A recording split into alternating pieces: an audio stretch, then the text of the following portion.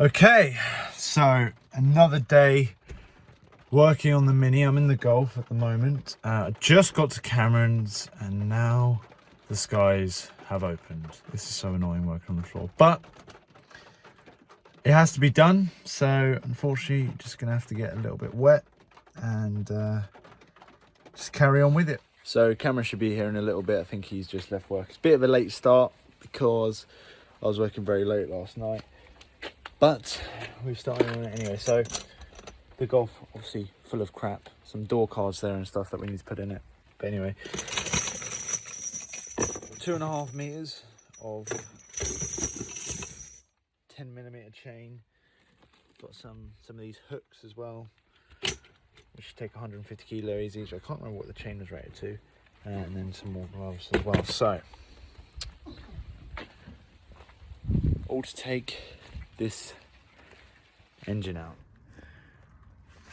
Now, funny enough, when you take an engine out, there's quite a lot of stuff and wires you have to take off, especially on these more modern cars.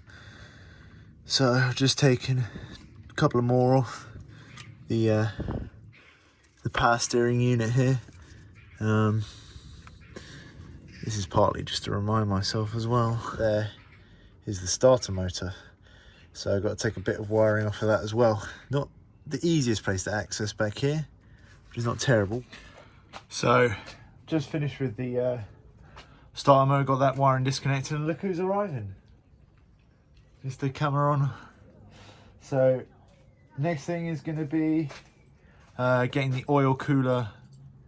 Mate, next thing is getting the gazebo up. It's not that wet yet, but we're going to get the gazebo up. And then I need to get the oil cooler coolant lines off. So the bucket has to go back under the car again.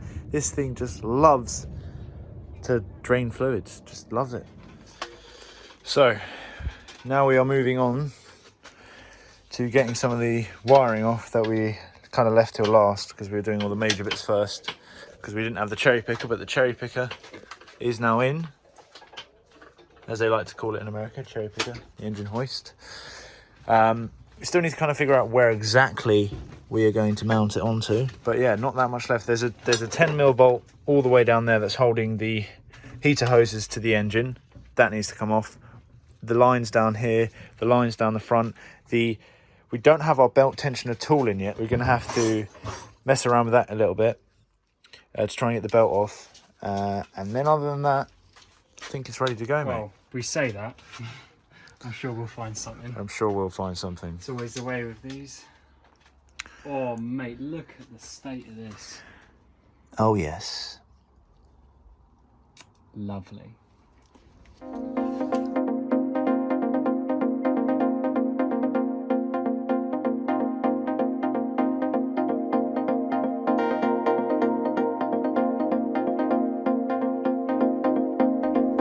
So obviously at the moment we are disconnecting the wiring harness, and we are partly making this bit of video for content, but also making this video just to remember what we've done. So I was over here, I've disconnected the fuel lines, and these ones go, this one goes into this kind of EBAP thing here, and that one goes in there as well. This one obviously goes into the fuel rail, disconnected all the fuel injectors, we disconnected the cam sensor over there.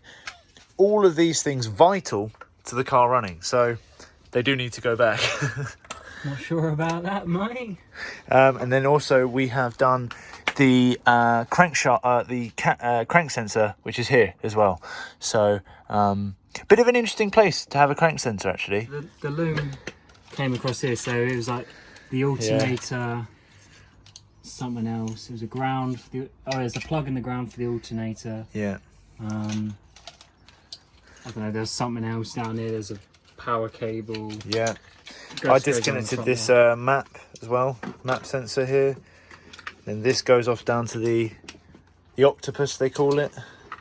Don't know what that was. That was something as well. Now being disconnected, obviously. I think it's to do with that. Oh, this thing here, this is easy to forget. This one goes in the bottom of there, which is nice and hidden away. So all of this routing does need to go back the right way as well. That's another thing. We have to get this back the right way. Yes. Otherwise it's all not going to fit. Having said that, the good thing with wiring looms is They're all cut to size, really. things are just like I don't know, they're just like the right But length. that is the and stuff. most annoying thing about like wiring up an engine without a pre-made loom is getting everything the right size. Yeah, we'll get into that one day. We'll get That's into what I want. That's really what I want. This is a good start, to be fair. This is a good start. Anyway, so that is all of that done. But yeah, this sort of stuff is what I want Put it to over there, I start think, doing mate, because with- we need to go down there. Yeah. The Honda next. Well, yeah, but I don't know what. Yeah, we'll probably end up using the stock harness for the Honda. But, but for instance, when we started the engine swap, so we just start going and buying just an engine. You have to do the whole thing with yourself.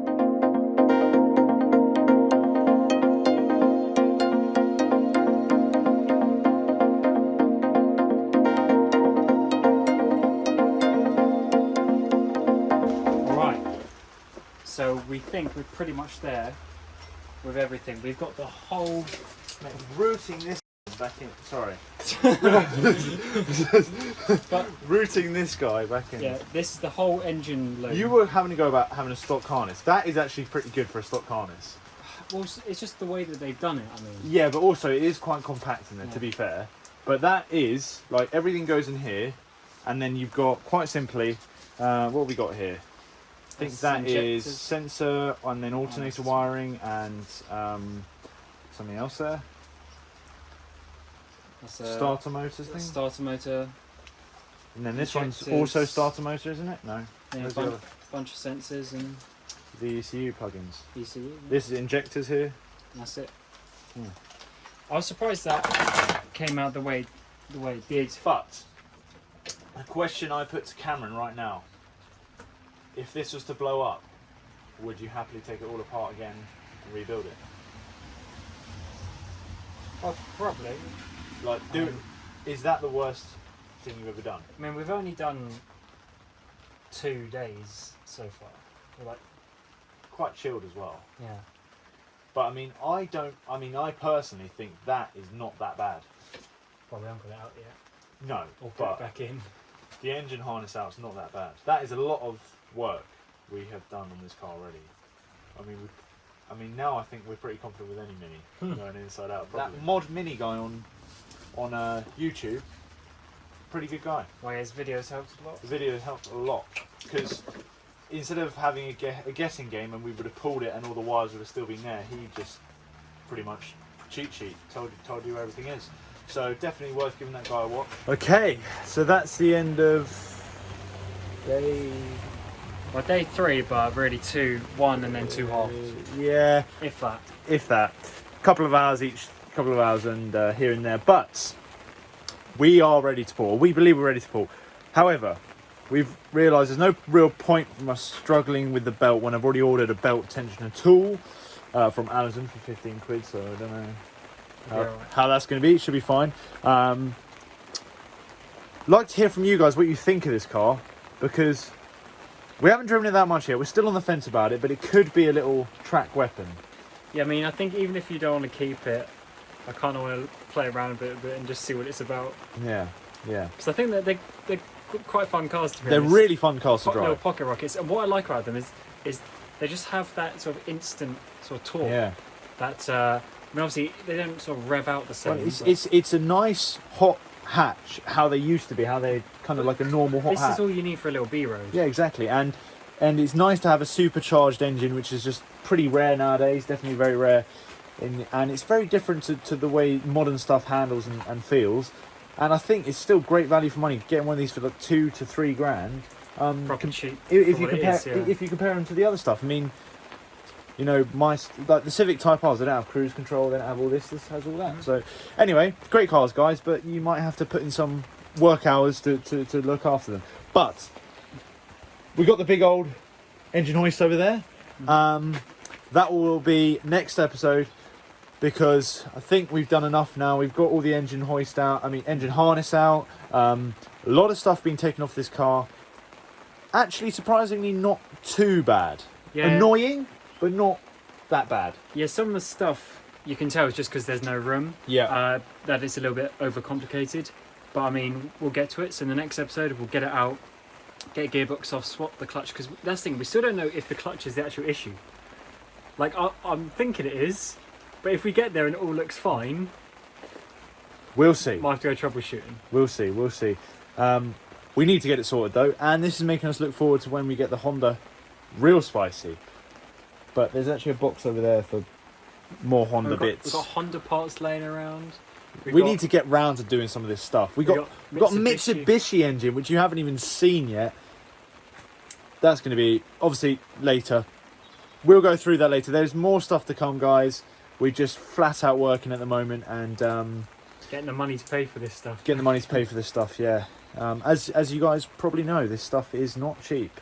All adds up. It all adds up. I mean, even just the engine crane was 220 quid. Yeah. Plus also the engine stand. Yeah, engine stand. That engine stand wasn't actually for this car. That's for the spicy Mitsubishi. But which... it all adds up. Spicy that thing. I mean, we've got like £400 worth of stuff for the Honda just sitting here as well. Yeah, we do. And those brakes might be warped as well, but that's for another day. Anyway, guys, go out there, try and work on your cars. It's not that bad. Just got to go through it. It really isn't that bad. It really isn't that bad. Once you get into it. And you just might end up as a bit of a mess, looking a bit, you know. Why I've sacrificed the jumper, as you've seen many times on the channel, for the greater cause. But we will get there. The Mini will be there soon. We're looking at Bedford Autodrome. Is it going to be the Mini? Is it going to be the Honda? Both. We'll have to find out later. We will see you then.